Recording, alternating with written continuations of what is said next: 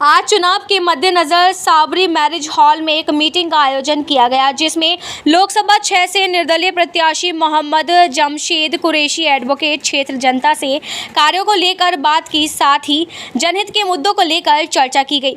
Mohammad Jamshed Qureshi advocate ने बताया कि जलपान बाद में, मतदान पहले, मतदान के बाद ही जलपान करें। साथ ही मोहम्मद जमशेद ने कहा कि अगर मुझे आपने कीमती वोट के माध्यम से विजय बनाएंगे तो मैं जनता के लिए हमेशा कंधा से कंधा मिलाकर खड़ा रहूंगा। बस एक बार भरोसा कर मुझे विजय बनाएं।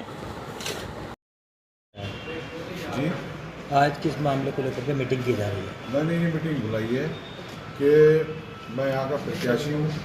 गन्ना किसान मेरा निशान है जो 10 नंबर पर है। मैं आज़ाद उम्मीदवार हूँ, मुझे पब्लिक ने खड़ा किया है और यहीं का रहने वाला हूँ और मैं विकास की बात करता हूँ। दूसरी चीज़ मैं ये कहना चाहता हूँ कि आपको स्थिति तब विकास की पता है, सड़कें टूटी पड़ी हैं, किस तरह के हालात हैं। आप ये देखें मुसलमानों के साथ किस तरह का दुर्व्यवहार किया जा रहा है, मिट्टी तक कब्र पे नहीं दी जा रही है। अब मैं पूछना चाहता हूँ सरकार के जो उच्च पद पे नेताजी बैठे हुए हैं, क्या मिट्टी अगर नहीं, मिट्टी पे क्या रोक है या कानूनन रोक है? क्या मिट्टी, आदमी कब्र पे मिट्टी भी नहीं दे सकता? उन डीएम साहिबा के खिलाफ, उन अधिकारी के खिलाफ आपने क्या कार्रवाई की? आज मुझे ये बताइए कि सड़कों पे जो नमाज होती चली आई 1947 से लेकर आज तक, तो उस नमाज को क्यों रोका गया? अगर वो कहते हैं कि वो इलीगल थी, अगर वो इलीगल थी तो आपकी सरकार कितने वर्षों से चल रही है, आपने तब क्यों नहीं रोका था इसे और अब क्यों रोका आपने? चुनाव आयोग को इसका संज्ञान लेना चाहिए कि ये एक सिर्फ जुमला था और जुमलों के खिलाफ जो है वो जनता खड़ी हो गई है। अब इन पार्टियों के चक्कर में नहीं आएगी और जनता जो है अपना जो प्रतिनिधि खुद चुनेगी, वो निर्दलीय प्रत्याशी चुनेगी, वो एडवोकेट के रूप में चुनेगी। अच्छा, जिस तरीके से आप एडवोकेट हैं, एडवोकेट होने के बाद में आप राजनीति में आना चाहते हैं, तो क्या सोच के आ रहे हैं और किन मुद्दों को लेकर के आ रहे हैं? सर, मैं राजनीति में आना नहीं चाहता था, ना मैं आया, लेकिन वजह ये रही है कि मुझे यहाँ की जनता राजनीति में लाई है और वो राजनीति में ना मैं राजनेता पहले था ना अब हूँ और ना मैं बनना चाहता हूँ राजनेता। मुझे अगर आप सांसद में भेजेंगे चुन के, जनता मुझे चुनती है, वहाँ भेजती है, तो यकीन जानिए मैं एक एक पैसा आपका संसद में देगा, आप जनता के क्षेत्र में लगा दूंगा और उसका हिसाब पूरा जो है मैं विधि के अनुसार, कानून के हिसाब से मैं जो जनता को दूँगा।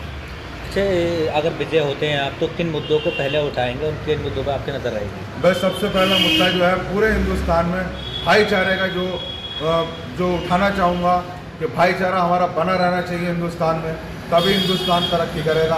एक ही जो समुदाय को टारगेट किया जा रहा है, ऐसा क्यों है? आप सबका साथ और सबका विकास की आप बात करते हैं। मैं ये पूछना चाहता हूँ उन पार्टियों से भी जो पार्टियाँ ठेकेदार बनती हैं मुसलमानों की, तो उन पार्टियों से पूछना, आपकी सरकारें रहीं, आपने क्या किया था उस वक्त जब आपकी सरकार थी? आज आप वादे करने चले आते हैं, आप वादा करते हैं, तो इस तरह की जो राजनीति वो नहीं चलेगी। जनता आपके बहकावे में नहीं आएगी, जनता आपको जवाब देगी। मुरादाबाद से सर लोकसभा 6 प्रत्याशी रुचि भी रहे हैं, वो भी अपने दावेदारी भर रही हैं इस टाइम, उनके लिए क्या है? देखिए, कोई भी दावेदारी भर सकता है।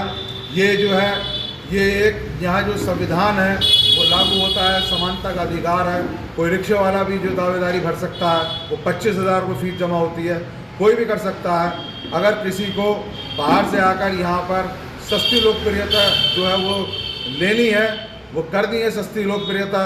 और अगर आप, मैंने सुना कि वो जो है इतने पैसे वाले या यहाँ पे लोग आए हैं, तो आपने देखा होगा कि बाहर से जो लोग चुनाव लड़े हैं, वो चुनाव लड़ने के बाद चले गए हैं। वो चाहे हैदराबाद से आए हों, चाहे वो मेरठ से आए हों, जनता जो उनके बहकावे में बिल्कुल नहीं आएगी अब।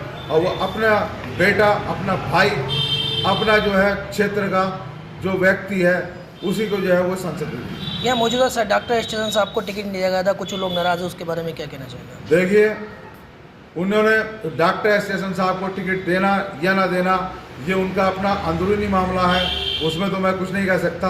लेकिन यहाँ के व्यक्ति को, यहाँ के मुसलमान को टिकट नहीं दिया गया है, इसलिए यहाँ के मुसलमान भी नाराज़ हैं। और उनका कहना ये भी है कि अगर हिंदू प्रत्याशी भी होता या किसी भी धर्म जाति से होता तो वो यहाँ का प्रत्याशी होता। अब अवामी जनता से क्या अपील करना चाहेंगे? मैं 19 अप्रैल में पहले चरण में चुनाव होने हैं, उसमें अवामी जनता